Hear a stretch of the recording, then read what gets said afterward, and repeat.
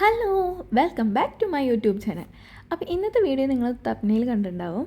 അതെ, cooking video തന്നെ. ഇപ്പോൾ ഫുൾ കുക്കിംഗ് വീഡിയോ ആയോ ചേച്ചി എന്നൊക്കെ നിങ്ങൾ വിചാരിക്കുന്നുണ്ടാവും.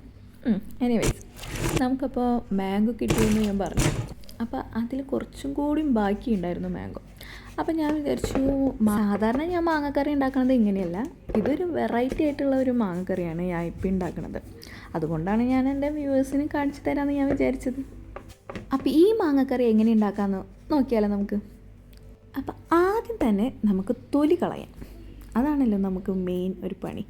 അങ്ങനെ തൊലി കളഞ്ഞ് നീളനെ തന്നെ അരിയാം. അരിഞ്ഞു വെച്ച മാങ്ങ നമ്മൾ മാറ്റി വെച്ചിട്ടുണ്ട് കേട്ടോ. ഇനി വേറെ പാത്രത്തിൽ നമ്മൾ എന്താ ചെയ്യുക, ഓണിയൻ അരിയാം. ഓണിയൻ കട്ട് ചെയ്തതിന് ശേഷം നമ്മൾ അതിലേക്ക് പച്ചമുളക്, മല്ലിപ്പൊടി, മുളക് പൊടി, മഞ്ഞൾപ്പൊടി, ഉപ്പ്, വിനീഗർ, പിന്നെ ഓയിൽ, ഇതൊക്കെ കൂടി നന്നായിട്ട് അങ്ങോട്ട് മിക്സ് ചെയ്തെടുക്കണം. നന്നായി തന്നെ മിക്സ് ചെയ്തെടുക്കണം. അപ്പോൾ നമുക്ക് നല്ല മണമൊക്കെ വരും കേട്ടോ. ഈ പൊടികളും വെളിച്ചെണ്ണയും വിനീഗറും ആ ഉപ്പിൻ്റെ ഒക്കെ ആ ഫ്ലേവറും മണമൊക്കെ നല്ലോണം കിട്ടും നമുക്ക്.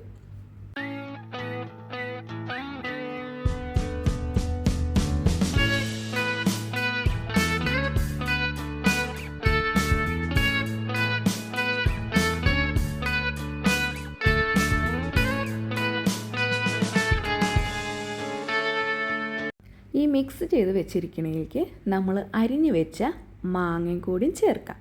മാങ്ങ കൂടിയും ചേർത്ത് കഴിഞ്ഞാൽ അതും നന്നായി മിക്സപ്പ് ചെയ്യാം. അത് കഴിഞ്ഞിട്ട് ഇത്തിരി നേരം റെസ്റ്റ് ചെയ്യാൻ വയ്ക്കാം.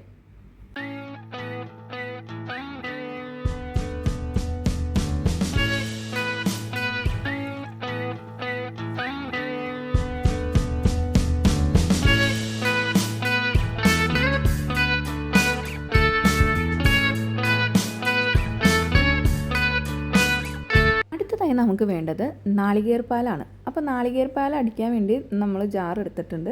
അതിലേക്ക് നാളികേരിട്ട് നമ്മൾ നന്നായി ഫൈനായിട്ട് അടിച്ചെടുക്കുകയാണ് ഞാൻ ചെയ്തത്. ഞാൻ പാല് പിഴിയല്ല ചെയ്തത്. അങ്ങനെ ഫൈനായിട്ട് അടിച്ചെടുത്ത പാല് ഈ കൂട്ടിലേക്ക് നമ്മൾ ഒഴിച്ച് വേണം അത് വേവിക്കാൻ. ഫുൾ പാലായിട്ടാണ് ഞാൻ ഒഴിക്കണത്.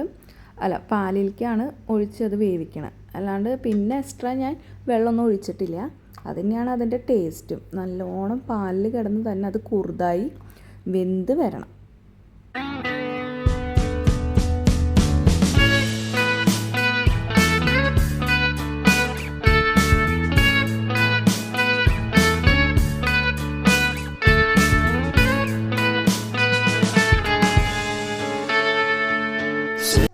നമുക്ക് കാണാം, ദേ ഇത് കുറുതായി തന്നെ വന്നിട്ടുണ്ട് കേട്ടോ. നന്നായി ഇങ്ങനെ കുറുതായി വരണം. അത് വേവ് നമ്മൾ നോക്കണം. മാങ്ങയുടെ വേവ് നോക്കിയിട്ടാണ് നമ്മൾ എങ്ങനെ വെന്തോ ഇല്ലയെന്ന് നോക്കാം. കണ്ട, നന്നായി ഇതുപോലെ തിളച്ച് നമ്മൾ വേവ് ഓക്കെ ആയിട്ടുണ്ടെങ്കിൽ സ്റ്റവ് ഓഫാക്കാം. എന്നിട്ട് നമ്മളിത് താളിക്കുകയാണ് ചെയ്യേണ്ടത്. താളിക്കാൻ വേണ്ടിയിട്ട് നമ്മൾ വേറൊരു പാൻ എടുത്തിട്ട് അതിൽ വെളിച്ചെണ്ണ ഒഴിക്കുക. പിന്നെ ഞാനിവിടെ ഓണിയനാണ് ഉപയോഗിച്ചത്. പക്ഷെ നിങ്ങൾക്ക് ചെറുള്ളി ആണെങ്കിൽ കുറച്ചുകൂടി ടേസ്റ്റ് ഉണ്ടാകും കേട്ടോ. അപ്പോൾ ഓണിയൻ ഇട്ടിട്ട് അതൊന്ന് വാട്ടിയെടുക്കുക. വാട്ടിയെടുത്തതിന് ശേഷം നമ്മൾ അതിലേക്ക് കൊത്തുമുളക് ഇട്ടിട്ടുണ്ട്. കൊത്തുമുളക് അത് ഓപ്ഷണലാണ്. ഞാൻ അത് ഒരു ഭംഗിക്ക് വേണ്ടി ഇട്ടതാണ് കേട്ടോ. അതിന് ടേസ്റ്റും വേറൊരു ടേസ്റ്റ് തരും.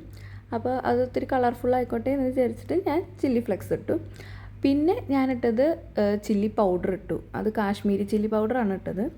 അതും ഈ പറഞ്ഞ പോലെ തന്നെ കളർ കിട്ടാൻ വേണ്ടിയിട്ട് തന്നെയാണ് കേട്ടോ ഞാനിട്ടത്. കാരണം എന്താണെന്ന് വെച്ചാൽ നമ്മുടെ കറി മൊത്തം മഞ്ഞച്ചിട്ടാണ് ഇരിക്കണം. മഞ്ഞളുടെ കളറാണ് കൂടുതൽ. അപ്പോൾ അതിലേക്ക് ഒരു ചെറുതായിട്ട് വേറൊരു കളർ വന്നോട്ടെ എന്ന് വിചാരിച്ചിട്ടാണ് ഞാൻ ചില്ലി പൗഡർ ആഡ് ചെയ്യണം കേട്ടോ. അത് കഴിഞ്ഞിട്ട് നമ്മളത് വാട്ടിയതിന് ശേഷം നമ്മൾ നമ്മുടെ മാങ്ങക്കറിയിലേക്ക് അത് താളിച്ചത് ഇടാം. അത് നന്നായിട്ട് എന്നിട്ട് മിക്സ് ചെയ്തിട്ട് ഇടുക.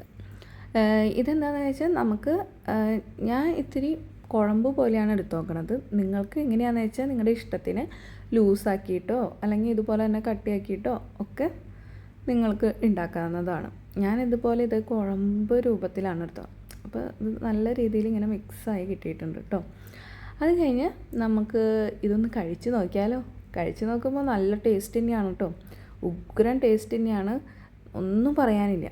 ഇതിലേക്ക് ഞാൻ കുറച്ചും കൂടിയും അവസാനം വെളിച്ചെണ്ണ ഒന്ന് തൂക്കി കൊടുക്കുന്നുണ്ട് കേട്ടോ. അത് വേറെ നല്ലൊരു ഫ്ലേവർ കൂടി അതിലേക്ക് ഇറങ്ങാനാണ് കേട്ടോ. അപ്പോൾ നന്നായി ഇത്തിരി കൂടി, നന്നായിട്ടൊന്നും വേണ്ട, ജസ്റ്റ് ഇത്തിരി ഒഴിച്ചു കൊടുത്താൽ മതി. ഓയിൽ ഒഴിച്ചു കൊടുത്ത് അതൊന്ന് ജസ്റ്റ് മിക്സ് ചെയ്ത് വെക്കുക. അപ്പോൾ ഇത്തിരി കഴിഞ്ഞ് കാണുമ്പോഴും എടുക്കുമ്പോഴും നല്ല മണം വരും. അപ്പോൾ അത്രയേ ഉള്ളൂ എൻ്റെ ചെറിയൊരു വീഡിയോ ആയിരുന്നു. അപ്പോൾ എല്ലാവർക്കും ഇഷ്ടമായി എന്ന് ഞാൻ വിചാരിക്കണോ. നിങ്ങളിത് ട്രൈ ചെയ്തിട്ട് ഫീഡ്ബാക്ക് എന്നെ അറിയിക്കണേ. അപ്പോൾ അത്രയേ ഉള്ളൂ. ഇനി പുതിയൊരു വീഡിയോ ആയിട്ട് ഞാൻ ഇനിയും വരാം. അതുവരേക്കും ടാറ്റ ബൈ ബൈ, സീ യു.